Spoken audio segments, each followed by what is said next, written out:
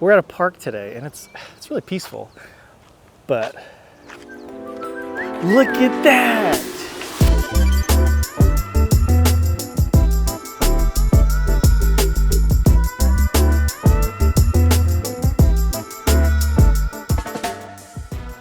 Oh, this is gonna be so cool. I'm excited. But today we got Tyson here. Tyson, thank you so much for meeting up with me. Yeah, thanks for having me. Of course. Dude, this is so cool. What is it that you do here? So this specifically is for, any side-by-side repairs we might be undergoing. If we need to, change any types of bushings, do tires and wheels, maybe we're working on suspension, wheel bearings, something like that. This just makes it super easy to get to the machine. Okay. But your business is based around like Powersports and Powersports, yep. Okay. Our whole goal is to be pretty much a full service Powersports, but we come to you. Oh, that's awesome. We also have the ability, if someone's broken down on the trail, we can also meet them where they're at. Maybe you're on a family vacation, blew a tire. Sure. We're able to just show up, get it taken care of, and you guys can just enjoy the rest Oh, of that your is weekend. so cool. I worked at a shop for a long time and have just kind of done projects on the side for friends and family and have always stayed busy that way. And I thought to myself, with mobile mechanics becoming so big lately, why isn't anyone doing it with Powersports? Right? Yeah, this is awesome. No one has time to work on stuff or take it in or pick it up and kind of coordinate all that. The beauty of it too, a lot of guys work on their own stuff and they take care of it, but if there's ever something they need help with, or folks who aren't as familiar with working on their own stuff, it's super easy and convenient. And that's cool. So did you have this trailer for a while then, or is this so this is just a personal trailer. Okay. It's just kind of an option I have. I have a rack that we can mount the lift to on the back of the van. Oh, okay. So if I'm in a neighborhood that I need to be, conscious that I have a trailer, I'm able to just wheel the lift into a driveway. I also have standard jacks on board if I don't need the lift. But this is just a cool option because, if I'm working on brakes and I'm getting dust, or I'm working on, different parts of the machine that might be super dirty, my trailer catches all of the grime rather than it falling in the driveway. Then with it on the trailer, it literally puts everything at my height. I'm kind of a taller guy. So when I'm working on stuff on the ground, it's a lot harder to stay on the knees and stay low all day long, but this puts everything right where I can get to it. Absolutely. And I guess it'd have to go up pretty high because the suspension on these pretty crazy sometimes. And especially some of the newer machines have even more suspension travel. So by the time you've got a jack with an extension long enough to pick something up in the air, it's just so if I'm working under it, or sometimes you'll have a CV axle that's stuck and you're trying to pull the axle out. Oh, gotcha, yeah. And you're pulling on it pretty hard. You want it to be on something that's sturdy. Sure, yeah. So you don't have to worry about it falling on you. So is this I guess it's not mounted, huh? It's just kind of rolled up there? Yeah, just rolled up there, and you can see if we shake the machine, it's... Oh, that's solid. It's pretty on there. Oh, and it's just a hand pump. So it's actually, it has a hand pump. Okay. But over here it's air operated. So I just hook it up to my compressor, and then it's actually just got an air lock, so you can lock that handle down and it'll just pick it up for you. Oh, that's cool. And then this one's cool too because it has a manual lockout, so you can actually set it down in the groove and not have to worry about it collapsing. We're getting super busy. We're pretty booked up. We've just been kind of adjusting the van as we go, trying to learn what we need on board, what we don't need on board, and it's been a fun process because when you're at the shop, you have the convenience of everything. You've got big toolbox, fully loaded. Right. You don't have to worry about air supply, power, anything like that. It's all easy there to access. So for us to try and build something that has what we need, but also still fits in a van has been a labor of love. Oh, I love that. So you got a Sprinter here? Yep, it's a 2007. That's awesome. So what made you go with the Sprinter? I guess this is probably the best bet because I just noticed you can stand up completely. Tall roof. So I thought about a box truck or something like that, but they're so inefficient on fuel. Oh, gotcha. And I kind of wanted something that I could take on longer trips, have it be comfortable. I actually used to work at a motorcycle dealership, and I used to do parts runs from Payson to Helper. Oh. And I would do those parts runs in a Sprinter van, and it honestly just made me fall in love with Sprinter vans. So I was awesome. when I hatched the idea, I originally thought about a truck and trailer because I have a personal truck. But then I kind of ran into the issue of some neighborhoods are a little bit tighter. People might not always have space for the truck and trailer setup. So with the van, I'm still able to have that trailer element, but then I can also be just my van. Look at that. You still have some room to sit? Yep. That's awesome. So don't tell the DOT, but we made these mounts for this bench. Oh, no way. We just picked it up on Facebook Marketplace, and I just picked up some channel, made some mounts for it. So it's fully removable. You just flip these little levers right here and you can just take that bench out. It just slides and pops out. Oh, that's awesome. So like if somebody wants to come along with you or... Yeah, my wife and then my son loves to come with. And then if we have a big project, we just take the bench out and then we can stack tires, you know, to the ceiling. We can fit a lot of parts. We can do a lot of different things with that space. And I guess for like a Sprinter van, it'd be way more convenient on the trail if somebody's stuck on the trail and stuff. So. Yeah, and my only regret is this one isn't 4-wheel drive. Okay. The 4-wheel drive ones cost a small fortune. Oh, do they? They really do. So this one's 2-wheel drive. Down the road, I think a 4-wheel drive Sprinter van will be like the next upgrade. So come take a look. So here we've got the box. This can kind of fluctuate. So I have a box at home with a lot of personal tools. The whole idea behind this is we wanted to get it going and potentially put a tech in the truck and then expand to a second truck. Okay. So we built this box with that in mind. And then I have my personal box at home that if there's a job that I know I'm going out to do and I might need a specific tool, I'll grab that from my personal box. I'll bring it with me. But for the most part, this is set up to handle pretty much anything we've got going. So the box is kind of fluid. That was our goal. These T-handles are just easy for me to access. I don't know why T-handles aren't more popular because they're probably one of my favorite tools, especially when you're working on like motors on a bench. You've got a dirt bike engine. The majority of the bolts you're going to be working with are 8mm, and it's just really easy to loosen and tighten bolts with these. And the T-handle kind of prevents you from over-torquing them. Oh, okay. Yeah, which is nice. Yeah. Because those little 8mm will strip. And everyone knows that, has worked on bikes before. I love how you can just customize whatever you want here. Yeah, so the goal, like this is something new and changing. We want to enclose the walls, you know, put some type of covering on them, maybe some insulation, and eventually an AC unit. Oh, that'd be nice. So that we can keep it a little bit cooler in here. Sure. And then I want to integrate some type of shelving system. Right now we've just got a tote. And then any parts we need, we just put on the floor, you know, maybe a back rack, the trailer. The cool thing about this is I'm a schedule ahead. I'm not typically a same day. Okay. So someone will call me today, say, hey, I need 4 tires and wheels for my Razor. You know, here's the tire I want. We'll go ahead and pick up the parts the next morning, and then we'll go install them that day. So I don't have a ton of stuff on board parts-wise. It's something we're going to work towards. Just because we have that convenience of being able to get our parts and then go do the job. Oh, absolutely. So I see an air compressor here. Yep, air compressor, Harbor Freight Special. Pretty much supplies everything we need. We use the air primarily for the tire machine we've got back here. Look at the tire machine in here. And that's awesome.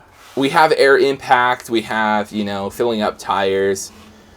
Trying to think anything we might use the air for. Cleaning, you know, blowing out a clutch, cleaning dust, stuff like that out of it. And got the super long hose, so if we're parked on the street, we can just run the hose up to the driveway and work the UTV lift, work anything, you know, we might have going on. Oil tank, we had to have something on board that can store the oil so it doesn't splash around everywhere.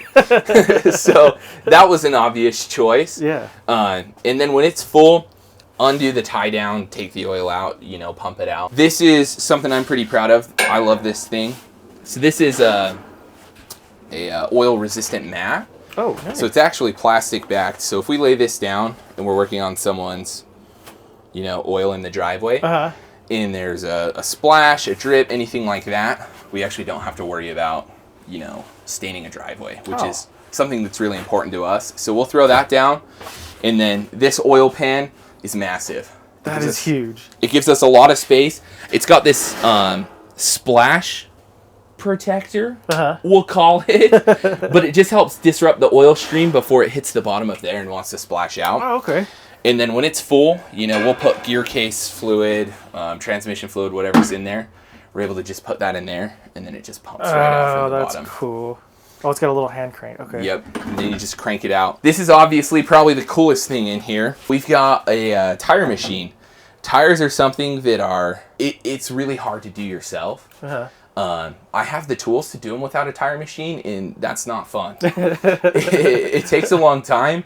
And I think most folks, even if you work on your own machine, tires are the one thing that you're going to go to a shop. You're going to go somewhere for. So it's a little bit easier when they can just come to you with the tires on board. We can just change them out, do anything we might need to do. This tire machine's set up so that we can mount, you know, anything from a super small wheel back to a standard, you know, I think it goes up to 20 inches that is the wheel awesome. we can do. And it'll just clamp down on the wheel. Then we've got our arm here that'll swing it out of the way. Best feature is the bead breaker. That's probably the whole reason this is in here, is the bead breaker. So awesome. It's set up with air, power. A lot of the times we just try and use the power that's there. If the customer just has an outlet we can plug into super quick. Yeah. If not, maybe we're remote, we're on the trail helping someone get on the road. We've got a generator on board. Does that Predator do pretty well for you? Yeah, so these Predators are... I'm kind of a Harbor Freight fan. Yeah. Unfortunately, I might get some flack for it, but it's awesome. It's remote start. It is. It is. That's so cool. It has a little key fob, so you can just click it, start it. It'll electric start. It'll run on gas, and then what's really cool is it runs on propane. And I think 2.5 gallons will run for about 11 hours. So it's pretty significant.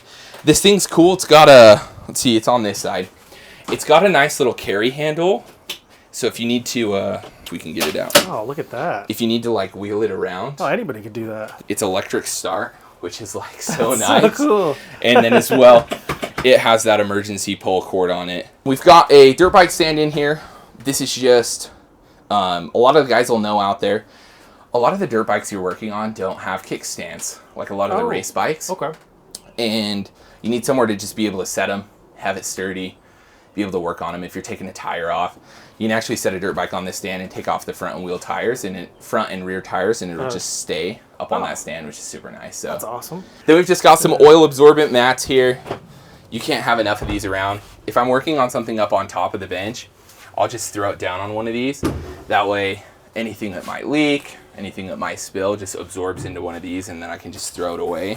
This is kind of like our rudimentary setup right now for our system. We've just got some kind of cool things in here. We've got funnels. This is super cool. A lot of the times when you're working on an oil filter, it's in a hard to reach place. So you can just like mold it into whatever shape and just tuck it up under that oil filter. You know, maybe we need a little bit of angle in there, and it'll just catch any of that oil that's gonna fall out of there. And then you can just wipe it up and keep it super clean. We've just got other stuff. You know, we've got some tubes in here, some oil, some chemicals, spare bolts, some spare parts for stuff we might be doing, tire plugs. But we try and keep kind of what's on board to a minimum. I don't want a ton of stuff just sitting around that's not being used. Sure. So I try and be really good about game planning for my day. Gotcha. I can see it getting out of hand real fast. Yeah. It's hard to balance, like where we're not doing so much like recoveries, or we're not like race support where we're just standby with parts. We're really trying to cater towards people who need maintenance, services, or repairs. We're capable of doing the other stuff if there's a need, but what we're kind of designed to do is, you know, you call us for an oil change, we're gonna grab out of inventory the oil filter, put it on the van, go complete that service, and then those parts are off the van. So the van's just kind of like in a neutral state. So you got US General here. Guess this is Toolbox Tours. Toolbox Tours, yeah. That's what you're here for. Yeah, well, I mean, this is just such a cool setup. What made you go with the US General? I mean, I love the size. Like, that's perfect. So it was like the perfect size. I went back and forth on a lot of toolbox options, you know. I would love to put a Snap-on or a Matco box in here. Mm-hmm. But the problem was, I want this to be potentially a technician truck. So I wanted something a little bit more on the affordable side. I looked at some other wood top and hard top, you know, Craftsman, Husky, whatever other brands are out there, Milwaukee. But what really led me to this one is the locking tabs in the drawers. Oh, okay, that makes sense. I didn't want to have to unlock and lock a box every time I was in it, in a moving van. And this was a super affordable option that just got locking tabs. So I know when a drawer's shut, I'm not going to take a turn and dump my box. Oh, that's awesome. And it looks like you built like a platform, or no, it's like a enclosure so it doesn't like roll away. Yep, so I built a little enclosure just around it, just to sturdy it up, and it's in there. The box itself, I was surprised, it's got a low center of gravity. It's like really well balanced. Awesome. So the box is really just kind of a precaution and more so to help it from rolling. Oh, okay. Following suit of the Harbor Freight Special. Look at that. We went with a lot of Icon products in this box. They just came out with their new foam trays. These are from oh, that's cool. And I was sucked into it because I'm like, it won't rattle. Yeah. It's like going to keep everything in its place. And then my uncle who comes with me and helps me a lot, he is like not mechanically inclined. Okay. So if I send him to the box and I'm like, hey, I need a metric socket, it's going to be in a black tray. Everything metric is in black minus these foam trays. Or I say, hey, you know, I need a standard socket out of the red tray. It's just a little bit easier for me to tell them what I need. Or, you know, I'm teaching someone, I've got family members, just to kind of show what I'm doing. I didn't know they made foam. It's really similar to like the Snap-on foam. And if you look at their deep sockets, they're kind of just like similar to a Snap-on. I mean, they look like they really did try and like clone a Snap-on socket because they're not like a full deep. They've got that kind of that ridge on them. Okay. And then what's really cool is I wanted the ability, let's say we're going to do a trail repair, you know, because there isn't really anyone to do that, and that's something that we can do, you know. We'll take the razor, we'll load up some tools if someone needs an A-arm. We can take a small amount of tools that's reasonable and complete an A-arm on the trail. What's really cool is I've got these cases here that they actually came in. So you're able to just open up these cases. So the foam came in this? The foam came in this. This is how you buy the foam. And then you're able to just take, okay, I need my metric. We're going to put that in there. And then I need my, you know, sockets and extensions and ratchet and extensions. And then that's cool. That in as well. And then it's completely in a hard case that I don't have to worry about bouncing out. That is amazing. It's just all right there and easy to go. And with us being, you know, mobile, when I was working at the shop, we actually had a shop box that gave us access to a lot of Snap-on sockets and products, which I initially wanted to put in here.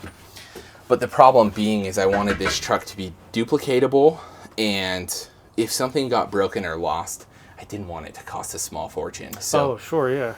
So I love Snap-on, but we're giving this Icon stuff a try, and so far, pretty good. That's awesome. Yeah, I can imagine like being mobile. You might, because at a shop you lose it and you're like, well, I just got to find it. You're mobile, you're like, I probably left it over there. It's gone, you know? So, like, I don't want to say like disposable, but this is more like a, you know, if I lose something, this tray is going to cost me, you know, $40 to $50 for a whole nother tray. Wow, man. And love that. So that was kind of the goal with it. So how do these ratchet, the Icon ratchet, is this an Icon as well? This yep, long one? That one's an Icon as well. You can feel them. Pretty decent? They're pretty decent. It's not Snap-on. I mean, sure. Nothing is.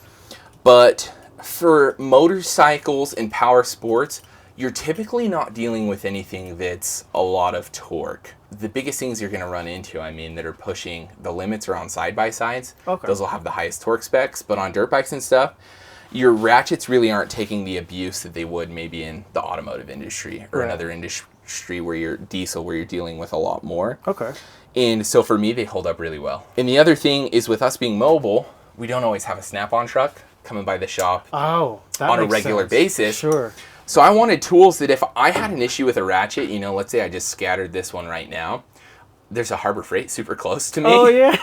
I can just go whip over there, grab a new ratchet, throw it back in the truck, and we're kind of good to go. There was a lot of thought that went into it that led us to where we are with these. Then wrenches.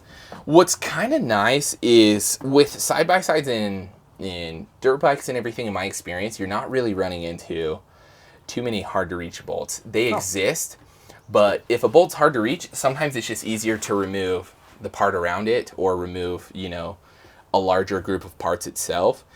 Like a lot of dirt bikes too, rebuild them, it's just easier to pull the motor. Oh, okay. You can just pull the motor super easy. You've got it up on the bench, and then everything's easy to get to. So you've got just some generic wrenches. Okay. Ratcheting wrenches are probably going to be something we add to it. It's just been, like I said, it's like that dynamic of like space. Oh, sure. If I had a bigger box, I would love to just like load it out. But this gets the job done. This puts enough tools in our hand to kind of do things. This is probably the most expensive thing in the box. When we're doing engines or anything like that, torque is always such an important piece of the puzzle. And that's something I didn't want to cheap on. Yeah, gamble with that. So yeah, and that's the other cool thing too when you're working with Powersports is a lot of dirt bikes are going to be, you know, Newton meters, like 37 Newton meters for a head bolt or something like that. So it's super nice too because you'll run into foot-pounds. So it's just easy to... Oh, you just push a button. And it's done.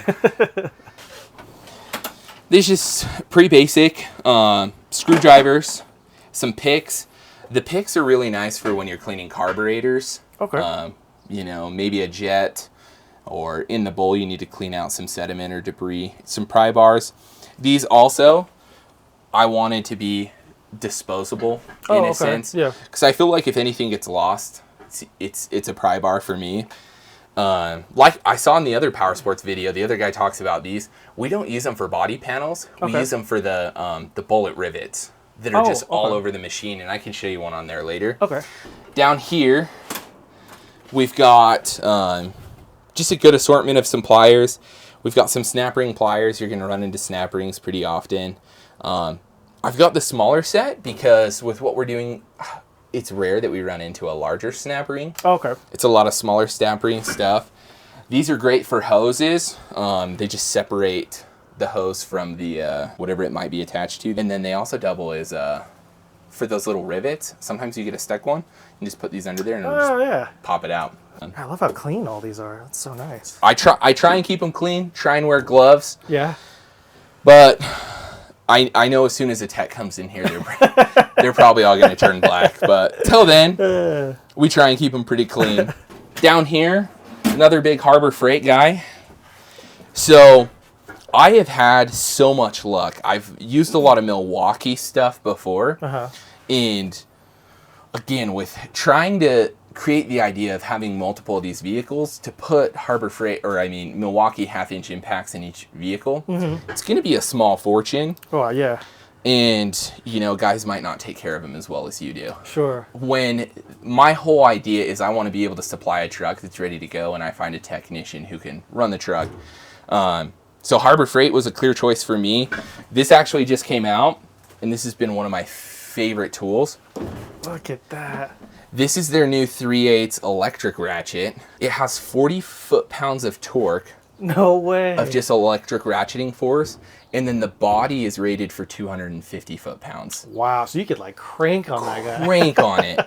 So when you're just zipping in a bolt super quick, this thing's got some pretty good power. It sounds beefy. Yeah, and like it's pretty powerful, and then you can just, you know, snug it up. With dirt bikes and stuff, this is my favorite little impact. You really don't need the large impact unless you're dealing with, you know, maybe it's like a crank bolt. Sure. You're working on tires and wheels to take lug nuts.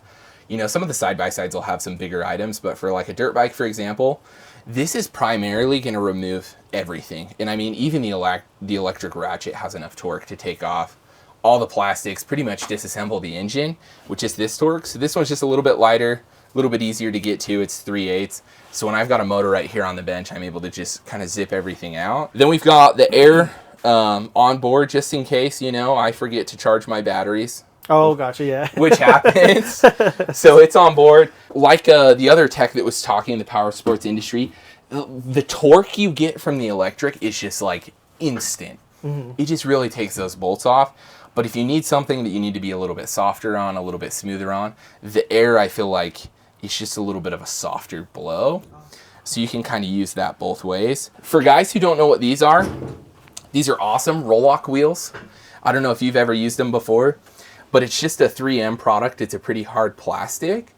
So when you've got, let's say a cylinder head for a dirt bike on the bench here, and you want to be able to get that super clean before you put it back down, this plastic is not going to damage the aluminum in any way. Almost everything we work on is aluminum. Okay. And it's just going to knock that gasket off. So this is the soft one for aluminum, and then they have a little bit coarser one for iron and stuff if you're working on steel. Like 2 dirt bike engine halves, they actually don't have gaskets in between of them, a lot of the engines. Oh, really? It's just like a gray RTV. Huh. So you want to make sure you get them like really clean. Because if you put it back together and it's leaking oil through the middle, oh no, that's bad news bears. The drill, so like we talked earlier, making those mounts, I put this drill through the paces. I would just pretty much step on it on the floor so that when it would kick back, like it didn't break my wrist. My only complaint is I could feel the body flexing. Oh, really? Like down the seam because there was so much torque going through that C channel. Wow. But so far it's been... Looks like it held up. It's been good. So no complaints there. You know, I was so excited to see Bauer, because I haven't seen anybody using Bauer tools like professionally. And so it's really cool to get somebody's perspective. And to be totally honest, like me, one of my best friends is a diesel technician, and he's like Milwaukee bleeds red.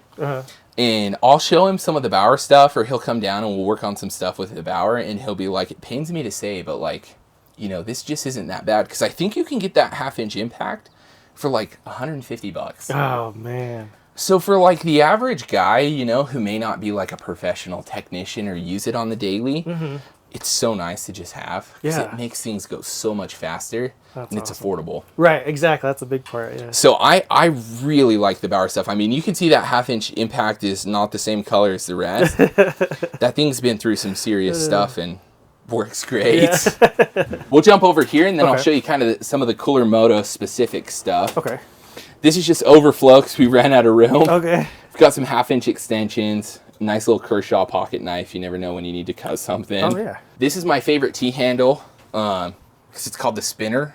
It's made by Motion Pro. Cool. So when you're working on an engine right here, you can just connect any 1/4-inch size socket to it, and then you're able to just give it a quick spin. Look at that. And just pull it out. Sometimes like those little 8mm bolts, it really doesn't take much to put them in, so you just spin it, and then as soon as it's in, you just give it a little snug. So in here, we've got a mallet, just in case, you know, something needs a light tap. This is a clutch holding tool, clutch basket holding tool. So when you've got a clutch in a dirt bike, you've got the clutch basket. Okay. It's on the outside, and then you've got the clutch hub on the inner, and they can spin freely from each other. So it's really hard to hold these baskets to take them apart. So you'll actually take this, and it'll clamp onto this central hub of the basket, and you can just go in between the grooves of where the clutch plates go, and then you're able to take the bolt off in the middle. I find a lot of uses for these, like a sprocket on a dirt bike, free spins. Sometimes you can put the dirt bike in gear and step on the back brake to like hold that sprocket in place, but sometimes it's just not enough. This will actually just fit around the teeth of any sprocket. Oh, okay, yeah. And you can just hold it and then take the bolt out in the middle, which is super nice. I've had this a while too. This is my impact driver. When you're working on like carburetors, pretty primarily, you're gonna run into a lot of bolts that are just like screws that are seized. You try and put a screwdriver on them and they just twist off. You know, maybe you can't get a pair of pliers on the side of the head to really get some leverage on it. This works good. And then you can put sockets on it as well. Nice, yeah. So it's 1/2-inch. I haven't used it for that application, but it's one of those things. When you find the bolt, it's there. Sometimes on a motorcycle, we're trying to avoid pulling the carburetor. So we've got this unique little tool that has a couple different size bits that we can actually take a jet out of the bottom of the carburetor without removing the carburetor by just taking this and sticking it up under the carburetor, and we're able to just pop that jet out, pull it out, and then we can put a new jet back in. Oh, wow. Pick this up off Amazon. It's just an oil filter cutter. If there's a machine that's running a little weary, something with higher miles, I kind of just want to get like a little better insight to what's going on inside. I'll just cut the oil filter open real quick. That way I can let the customer know, like, hey, everything looks great, or you might be seeing me soon. You know, like, start putting a little money aside. We've got some bills coming. These are some cool tools. So we've got tire irons in here, just extra tire irons in case I need them over there. In here we have enough tools to actually remove a tire without the tire machine. So this bead buster's really cool. You actually seat it down in the lip of the wheel. So the wheel's going to sit in this groove right here. Okay. And then the tire's going to be under here. and then this is going to clamp to the inside of the wheel. And then as you drive this bolt down, it's actually going to break the bead. Oh, wow. And push the tire off the wheel. It takes a lot of tries. Oh, you have to does move it it around a lot. So a lot of these are just like, they're old and they're stuck on there. But this is a tool that, you know, if you need to, it's there. This is a really cool tire iron. Specifically for dirt bikes where you have a tube inside the wheel. It's really hard to reach your hand up inside the tire and get that valve stem through the wheel. Or, you know, maybe you're trying to put the tube into the wheel. This will actually just hook into the tire, and then you can just peel the tire open. Oh, wow. Just like this. So you just hook it in. You make a little bit more access for yourself so that you can reach in there, stuff the tube, make sure it doesn't get pinched or push that valve stem through. So this thing's like lifesaver. These are some dirt bike specific flywheel pullers. We've got a lot more back at what I would maybe call the support box. So these are just like the main ones we're going to use to remove a flywheel off a dirt bike. This is a chain breaker. A lot of chains are actually not cut to length. So if I'm going to work on a machine that a customer says, hey, I need a chain, they're probably not going to know the length of chain or maybe what sprockets it has on it. Because as you change sprocket sizes, you're going to get different length chains. Oh, okay, yeah. So rather than, you know, burden them with questions, I'm just going to purchase a long chain, and then this is going to be able to, you slide the chain through here, you snug it up, and then you drive this pin through, and it'll actually just break the chain. It'll push the rivet out through the other side. So that way we can just break a chain to length every time. That way we're not plaguing people with questions. Yeah. So blowtorch is super important. Dirt bikes run on ball bearings. So when you're rebuilding the bottom end of a dirt bike, all the transmission and the crankshaft ride on ball bearings. So in order to get those out, a lot of the times you're using heat to expand that aluminum so that the steel bearing can fall out. Okay. So a lot of people will bake their cases, is what we call it. You'll put your bearings in the freezer, you'll put your case halves in the oven, let those cases expand and those bearings shrink, and you're able to just drop them in. And when they both come up to temperature, they fit. We just can't really fit an oven on board. So the blowtorch works awesome. We can just pop bearings out, put them back in. These are kind of some more specific tools that are really cool. So we've got a leak down tester. That one's, I believe, from Harbor Freight. Works super good. What happens a lot of the times with Powersports is dirt will come past the air intake and it will wipe out the valves. It'll just create like a sandpaper between the valves and the head. And, you know, sometimes they'll stretch, sometimes it'll wear the piston rings. So when you hook down a leak down tester, take off the intake, take off the exhaust, you're able to hear if the air is coming out the exhaust, out the intake, or down past the piston. For dirt bikes and stuff, we typically, as long as it's not, you know, too in depth, we can do valves on board. So this is just a valve spring compressor with the common sizes of retainers and springs you're going to run into. I've had this one for a long time. It's super easy. This part right here is going to go at the bottom of the valve. It's going to clear the head because a dirt bike head, you know, is about this big. Then these little baskets are going to push down on those retainers. Okay. And then it gives you room to pull out those little collets, the little retaining clips. So you push the retainer down, pop them out, and then loosen it, and your valve will drop out the bottom. This is kind of a cool little tool. Sometimes when you're running into a bearing, like we were talking in an engine, sometimes the seal that you need to make sure is pushed in really flat. This is just like a nice soft aluminum so that you're not going to mar anything up too much with just a couple of different sizes that you can tap things out or tap things in with. This is super cool. So this is called a blind bearing remover.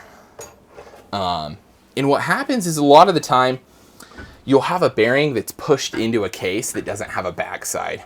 So like you've got a dirt bike engine, right? And then there's shafts inside the engine that are riding in bearings that don't have a backside. So you can't press them out. You can't really pry them out because you'll just damage and break everything. So you're able to take these, they'll slip down inside the bearing, and then you'll tighten this and it'll expand that guy right there. And it will grab the inside lip of that bearing right there. And then you're able to just thread it onto the slide hammer and you can just pop it right out. So what's cool, this is these are pretty primarily dirt bike specific. Dirt bikes just have a lot of their own specific tools. So this is gonna pull the crankshaft through the bearing and through the engine, because a lot of the times it's a really tight tolerance because you want that bearing to spin. You don't want that crankshaft to spin inside the bearing without the bearing moving. Oh, sure. Yeah. So it's like a machined fit. So you'll take this and you'll slide it onto the crankshaft. You'll slide this onto the end of the crankshaft, and then it's just going to pick it up like that. Then you're going to thread it into this guy, and you're going to be able to take, just like that, take these 2 steel bars. Okay. And these 2 steel bars are going to be what you're pulling against. They're going to spread across the engine. And then as you tighten this nut back here, it's just going to pull that crankshaft right through that bearing, just like you need it to. So, and its counterpart is this guy. When you are taking apart an engine, a lot of the times you can just tap the crankshaft out, because it's a little bit easier to tap it out than it is to like force it together, especially when you've got RTV around the case halves as the engine's like coming together like this. This guy, you'll just take those bolts right there, you'll bolt it to the engine, and then you'll take this and it'll just push that crankshaft right through that bearing. And you can use it to press other things as well. You know, you might have something that's stuck, it'll just bolt up and press. Yeah, it's cool that these move. Yeah, because every engine's going to have bolts in different places. Yeah. So you're just going to find, you know, like, hey, there's a bolt here, there's a bolt here, and there's a bolt there. Boom. And then you've got, you know, 2 different size studs depending on what size you're working with. So I'm familiar with Motion Pro, but I see a lot of Tusk tools. Is that like a main player in the so Powersports? Tusk is Rocky Mountain ATV's proprietary brand. Okay. Rocky Mountain's probably one of the biggest parts dealers in the Powersports industry. Oh, wow. They're actually here local. They're in Payson. Okay. So they're super close to pick up parts from for us. Nice. And I actually worked there for 4 or 5 years. Oh. Yeah. So I have a lot of familiarity with them. Tusk is their brand, so they've a lot of these tools are actually patterned after Motion Pro tools. Oh, they are. Okay. So, and sometimes Tusk will revolutionize or come out with, you know, their own specific, but Tusk is an affordable option compared to Motion Pro. Motion Pro is really good. Really nice tools, but sometimes they're on the pricier side. Oh, gotcha. So for like the average do-it-yourselfer, or, you know, even for me, I've used these professionally. The shop I worked at, we used them professionally. They hold up really well. Awesome. Have lifetime warranties, and you can just return them right there. And then some feeler gauges, Tusk. Awesome. I believe these ones are tapered, because a lot of the times when you're checking, that's different. When you're checking valve clearances on like a dirt bike or UTV, you're dealing with much smaller valves, much smaller parts. Okay. So you need something that can reach in there, and these are just able to reach in those heads a little bit better. And then everyone's got a junk drawer. I have mine right here. Oh, nice. A cheap multimeter. This is the key to the generator I was telling you about. You just hit that button twice and it'll start. We've got a spare head for the tire machine. These little plastic guys are actually replacement heads for the tire machine as well, just so that they don't mar the wheels. Just some different air fittings, some towels, some gloves, just extra stuff. And then the last little thing that just sits over here, I think this is new too. They just try and copy Milwaukee off everything.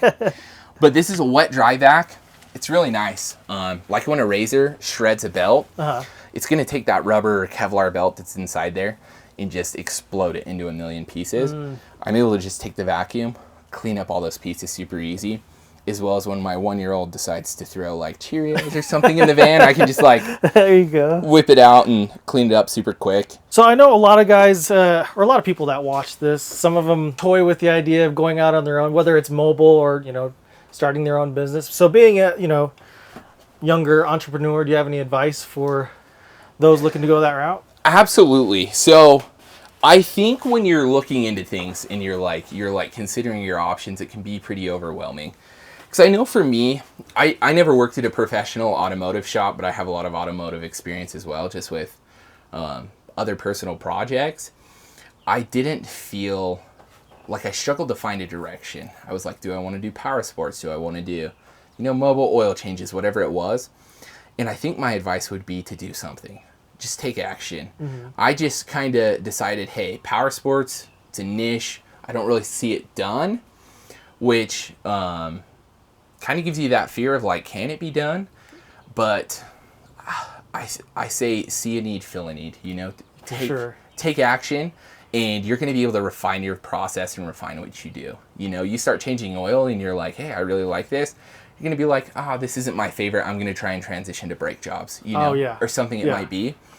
And the other aspect I would add too is it's relatively affordable to start your own. Like, this is something that a lot of people that are working an average job would have access to something to do. You know, you're able to finance a vehicle. You could procure a small business loan, you know, even credit cards, and you could put together a truck like this and then just put yourself out there and be on the road. So that would be my advice, is just do it. Well, everybody, if you need repairs and you're on the road, hit up Tyson. Man, thank you so much for meeting up with me. I do appreciate it. Hope you guys enjoyed it. It was super, super different. Something I never, but it's so cool. But if you have a toolbox you'd like to have featured on the channel, just hit me up. You can send me a message on Instagram or just send me an email. But till the next one, we'll see you.